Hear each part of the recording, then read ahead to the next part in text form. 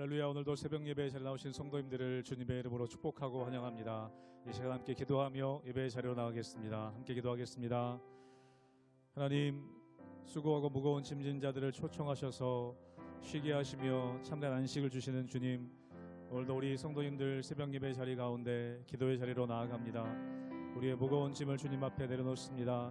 주님의 온유하심과 주님의 귀한 성품을 닮아가는 이 예배 자리가 되게 도와주시며 참된 안식을 누리며 우리 세상 가운데서도 승리할 수 있는 안식의 힘을 경험하는 예배의 자리가 되게 하여 주시옵소서. 감사하며 예수님의 이름으로 기도하옵나이다. 아멘.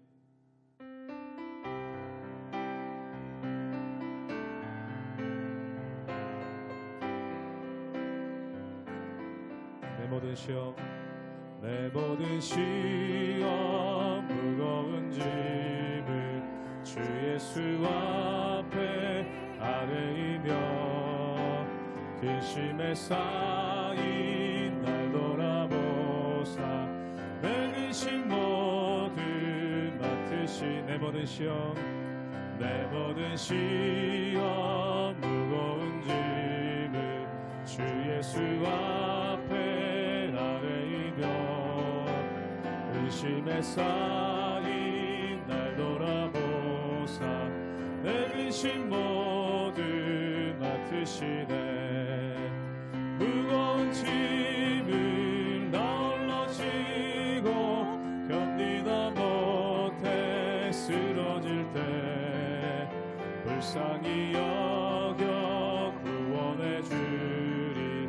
은혜의 주님 오직 예수. 내 모든 괴로움 닥치는 환난 주 예수 앞에 아뢰이며 주께서 친히 날 구해 주사 넓으신 사랑 베푸시네.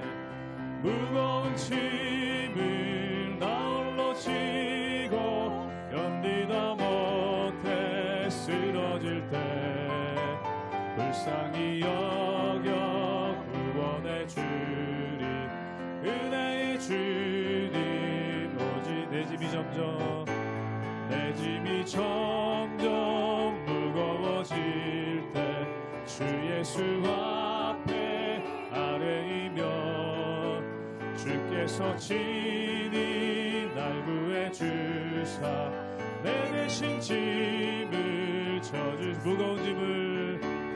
무거운 짐을 나 홀로 지고 견디다 못해 쓰러질 때 불쌍히 여겨 구원해 주리.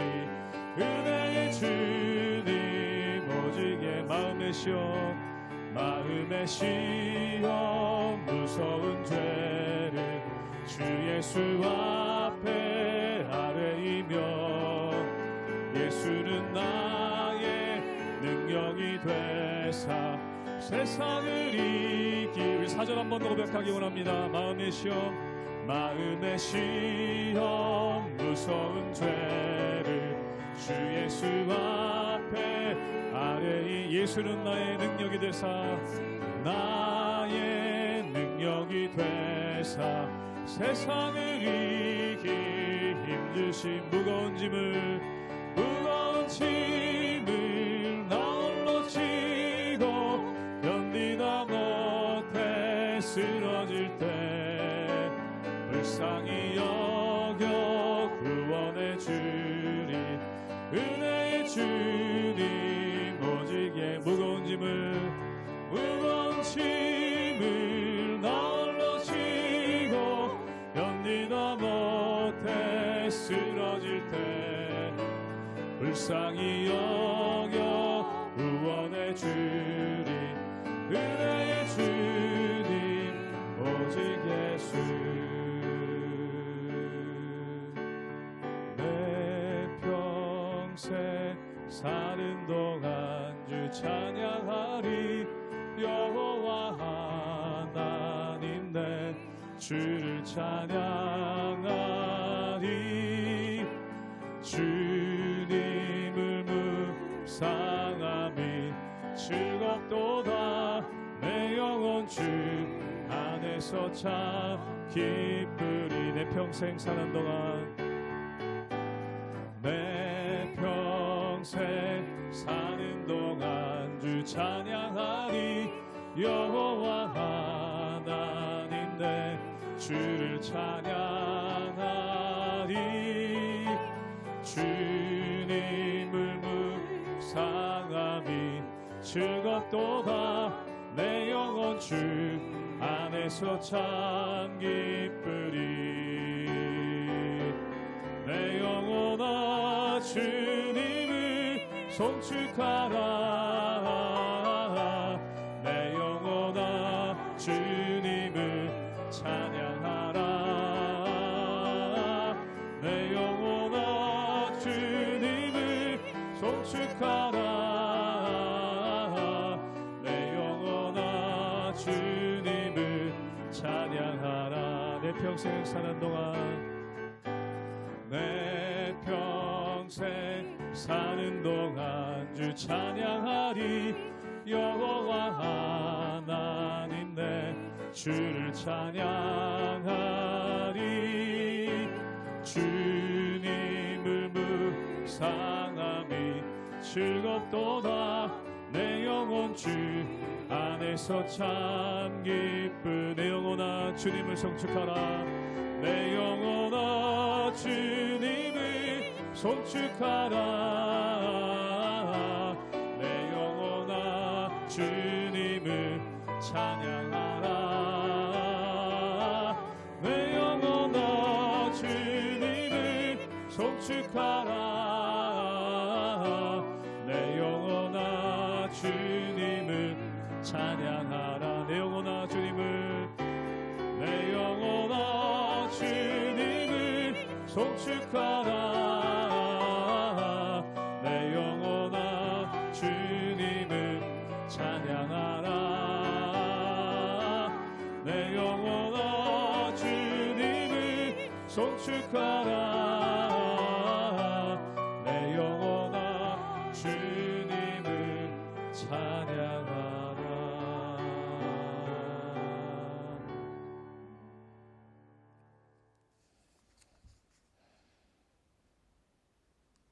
할렐루야. 오늘도 하나님 은혜 가운데 여러분의 삶 속에 하나님의 평안과 축복하심이 가득히 임하시기를 주님의 이름으로 축원합니다.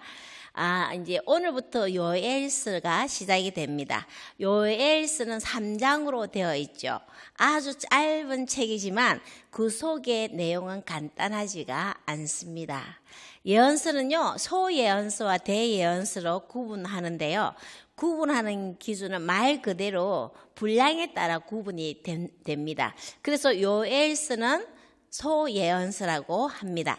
요엘은 짧지만 강렬한 이야기를 통해서 그 시대만이 아니라 모든 시대, 즉 오늘날 우리에게도 해당하는 모든 시대에 살아가는 사람들에게 들려주시는 하나님의 음성이라고 보면 되겠습니다. 오늘 본문을 통하여 이 시대 우리에게 전하시고자 하시는 하나님의 말씀은 무엇인지, 또 어떤 부분에 있어서 경각심을 가져야 할 부분은 무엇인지 함께 살펴보도록 하겠습니다. 요엘 1장 1절에서 12절까지의 말씀입니다. 부두엘의 아들 요엘에게 임한 여호와의 말씀이라. 늙은 자들아 너희는 이것을 들을지어다. 땅의 모든 주민들아 너희는 귀를 기울일지어다. 너희의 날에나 너희 조상의 날에 이런 일이 있었느냐? 너희는 이 일을 너희 자녀에게 말하고 너희 자녀는 자기 자녀에게 말하고 그 자녀는 후세에 말할 것이니라. 팥중이가 남긴 것을 메뚜기가 먹고 메뚜기가 남긴 것을 느치가 먹고 느치가 남긴 것을 황충이 먹었도다. 취하는 자들아 너희는 깨어 울지어다. 포도주를 마시는 자들아 너희는 울지어다. 이른 단 포도주가 너희 입에서 끊어졌음이니 다른 한 민족이 내 땅에 올라왔음이로다. 그들은 강하고 수가 많으며 그 이빨은 사자의 이빨 같고 그 어금니는 암사자의 어금니 같도다. 그들이 내 포도나무를 멸하며 내 무화과나무를 긁어 맑게 벗겨서 버리니 그 모든 가지가 하얗게 되었도다.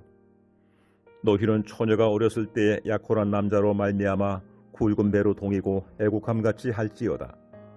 소재와 전제가 여호와의 성전에서 끊어졌고 여호와께 수종들은 제사장은 슬퍼하도다. 밭이 황무하고 토지가 마르니 곡식이 떨어지며 새 포도주가 말랐고 기름이 다하였도다. 농부들아, 너희는 부끄러워할지어다. 포도원을 가꾸는 자들아, 곡할지어다. 이는 밀과 보리 때문이라. 밭의 소산이 다 없어졌음이로다. 포도나무가 시들었고 무화과나무가 말랐으며 석류나무와 대추나무와 사과나무와 밭의 모든 나무가 다 시들었으니 이러므로 사람의 즐거움이 말라도다. 어제나 오늘이나 동일하신 하나님의 말씀이시죠. 그 말씀이 요엘에게 임하셨습니다. 요엘의 이름 뜻은요, 여호와는 하나님이시다라는 뜻입니다. 1절에 보면 버두엘의 아들 요엘에게 임한 여호와의 말씀이다라고 시작하는데요. 요엘의 아버지가 바로 버두엘입니다. 두 사람 다 엘이라는 그 글자가 들어가죠. 엘은 바로 하나님이잖아요. 그래서 버두엘의 뜻은 하나님께 설득당한 사람이라는 뜻입니다. 한마디로 요엘은 아버지 때부터 잘 믿은 사람, 즉 신앙의 전수가 잘 이어져 오고 있다는 것을 우리는 알 수 있는 거죠. 2절을 제가 읽겠습니다. 늙은 자들아, 너희는 이것을 들을지어다. 땅의 모든 주민들아, 너희는 귀를 기울일지어다. 너희의 날에나 너희 조상의 날에 이런 일이 있었느냐. 아멘. 무서운 일이 일어나고 있습니다. 여기서 늙은 자들이라고 했는데요. 늙은 자들이란 인생의 경험이 많은 자를 뜻합니다. 인생을 오랫동안 살면서 많은 일을 겪어본 사람들을 말하죠. 그런데 그들 평생에 이런 재앙이 있었던 적이 없었다는 거죠. 그 재앙은요, 4절부터 쭉 나열되어 있는데요. 메뚜기 떼가 몰려와서 농사지은 소산물을 싹 긁어 먹어 치워버립니다. 하루아침에 모든 희망이 사라지는 듯한, 말하자면 우리나라 같으면요, 태풍이 한 번씩 오잖아요. 여름에 그 태풍 때 모든 밭을 휩쓸고 가는 듯한 느낌보다 더 사한 모습입니다. 메뚜기 떼가 한번 휩쓸고 간 자리는 아무것도 남는 게 없습니다. 태풍이 쓸고 간 흔적보다 더 비참하다는 거죠. 요엘 선지자는요, 엄청난 메뚜기 재앙이 그냥 찾아온 재난이 아니라 하나님께서 말씀하시고자 하는 메시지가 담겨 있다고 말하고 있습니다. 팥중이와 메뚜기와 너치와 황충이 농산물을 모조리 다 먹어치우고 포도나무와 무화과나무가 병들어 열매를 맺지 못하는 현상이 하나님의 심판이시라는 것을 말합니다. 하나님의 백성들이 하나님 외에 또 다른 우상을 섬기고 그것에 절하는 이중적이고 가증한 모습 때문에 하나님의 진노하심과 심판하심의 결과로 재앙을 당하고 있다는 것을 선포하고 있는 거죠. 오죽하면 하나님께서 출애굽 때 애굽에 내렸던 메뚜기 재앙을 이제 하나님의 백성을 심판하는, 그 하나님의 백성을 덮치는 재앙으로 사용하셨겠습니까? 메뚜기 떼가 한번 습격을 하면요, 온 땅은 기근을 초래하게 되는 거죠. 신명기를 보면요, 하나님의 명령을 청종하고 마음과 뜻을 다해 하나님을 사랑하고 섬기면 이른 비와 늦은 비를 적당히 내리셔서 곡식과 포도주와 기름을 풍성히 얻게 하실 것을 약속하셨잖아요. 그러나 우상을 숭배하고 하나님의 법을 어기면 하나님의 진노가 임할 것을 말씀하셨는데요. 메뚜기 재앙을 비롯한 자연재해는요, 분명 하나님의 언약에 대한, 불순종에 대한, 가증한 것을 섬기는 것에 대한 언약적 저주라는 것을 말하고 있는 겁니다. 여러분, 세상에는요, 우연히 일어나는 일은 하나도 없습니다. 예수님은요, 참새가 땅에 떨어져 팔리는 것도 하나님의 허락 없이는 일어나지 않는다고 말씀하셨죠. 우리는 때때로 어려운 상황을 만날 때가 있는데요. 하나님은 그 일을 통해서 깨달음을 주시기 위해 그런 상황을 허락하셨을 수도 있습니다. 우리에게 일어나는 어떤 이해되지 않는 상황이 있다면 왜 이런 일이 생겼는지 하나님 앞에서 나 자신을 먼저 돌아볼 수 있어야 하겠습니다. 하나님 앞에서 지혜로운 자는요, 좋은 일에는 하나님께 감사하고요, 또 어려운 일을 당했을 때 그 어려운 일 앞에서는 먼저 자신을 돌아보고 깨어 기도하면서 문제의 해답을 찾게 되는 거죠. 세상 사람들은 눈앞에 당한 힘들고 어려운 문제를 해결하기 위하여 급급해 할 수밖에 없지만, 하나님의 자녀라면 그 사건 배후에 있는 하나님의 뜻과 하나님의 목적하심이 무엇인지를 알려고, 그리고 하나님의 뜻에 따라 순종하며 나아가려고 애를 쓰게 됩니다. 우리 삶에 부딪히는 어떤 문제를 통해 하나님 앞에서 우리가 어떻게 하기를 원하시는지, 나에게 임하시는 하나님의 말씀과 뜻은 무엇인지 우리는 신속한 영적 분별력으로 순종하여 빠른 회복을 이루어 나가는 저와 여러분 되기를 주님의 이름으로 축원합니다. 요엘은요, 또 양식이 없어서 굶주리는 백성들에게 이제는 육적인 문제보다도 영적 가난이 가득히 임한다는 경고의 말도 하고 있는데요. 9절을 제가 읽겠습니다. 소재와 전제가 여호와의 성전에서 끊어졌고 여호와께 수종드는 제사장을 슬퍼하도다. 아멘. 소재와 전제를 드릴 수 없다는 것은 예배가 끊겼다는 겁니다. 그래서 제사장은 슬퍼하게 됩니다.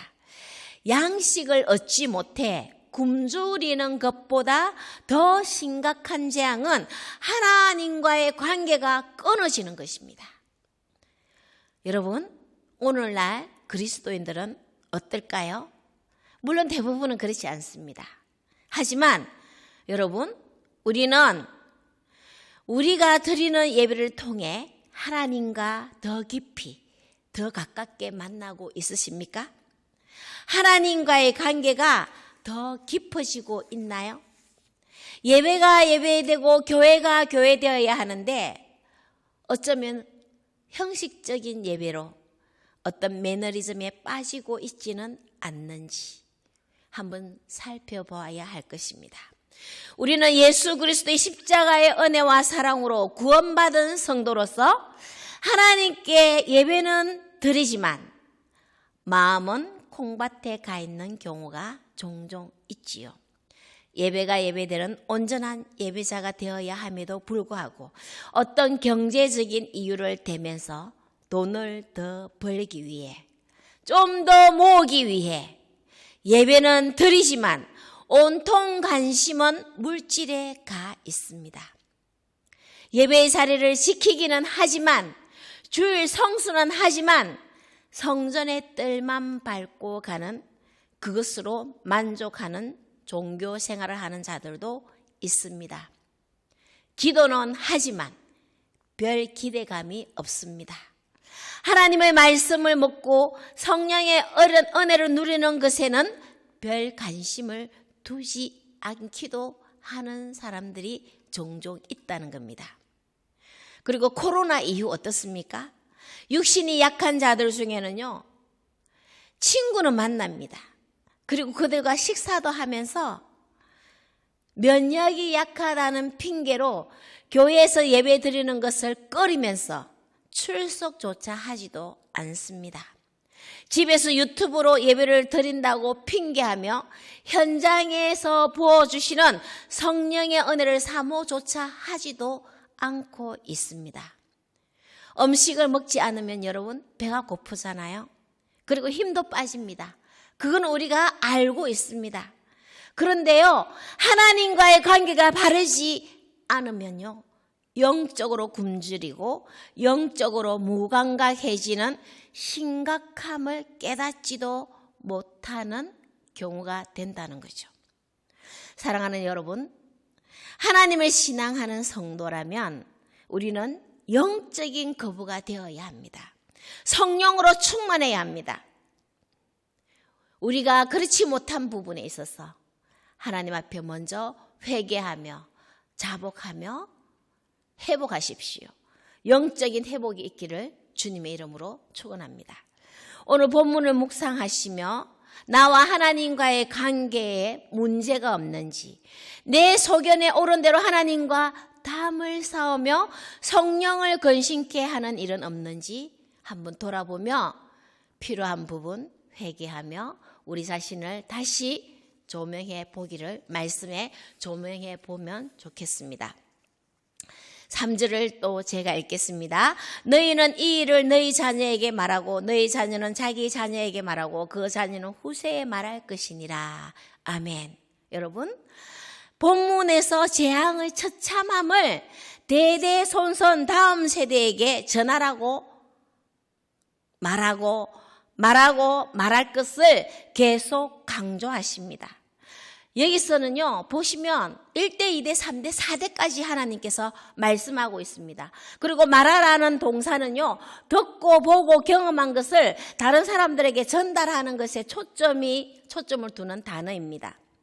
하나님이 하신 놀랍고 두려운 일을, 즉 전대미문의 재앙은 다가오는 모든 세대에 하나님의 심판이 엄중함을 알리고 그들이 하나님 앞에서 어떻게 살아야 할지를 생각하도록 전하라는 것이죠.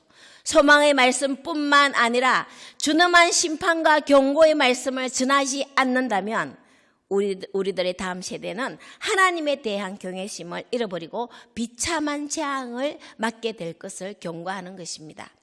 인생의 경험과 지혜로 체득한 하나님의 말씀을 우리 모두 다음 세대에 전하는 것은 우리 모두의 사명입니다.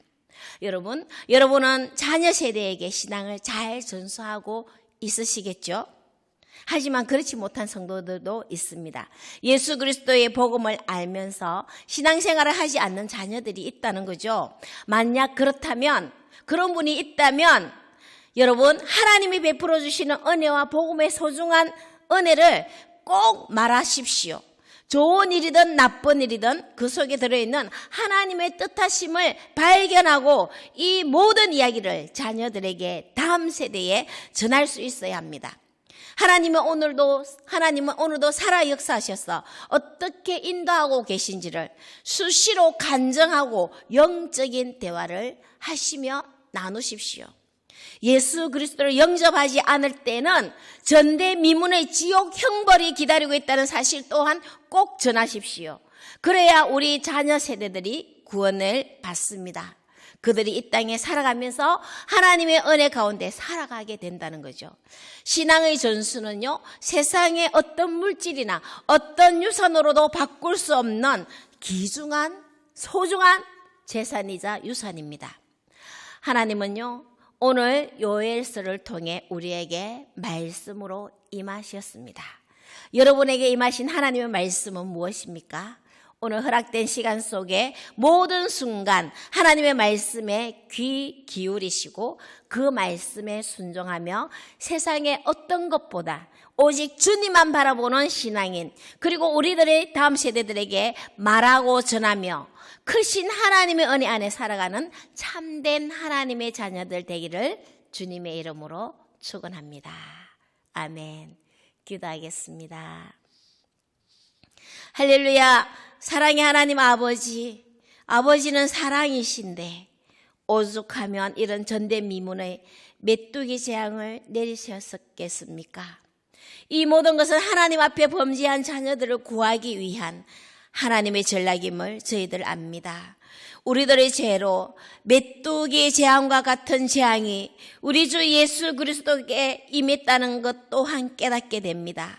하나님의 말씀에 순종하면 복이지만 불순종과 가증한 죄가 끊임없이 있다면 우리에게도 이런 재앙이 임한다는 사실에 대해 경각심을 가지게 됩니다.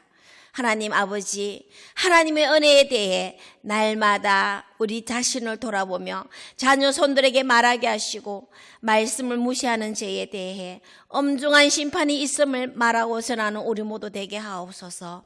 요엘 선지자에게 말씀으로 임하신 아버지 하나님, 이 시간 저희들에게도 오늘 하루에 하나님의 말씀으로 임하여 주시고 주님만을 바라보며 말씀에 순종하며 나아가는 우리 모두 되도록 이끌어 주십시오.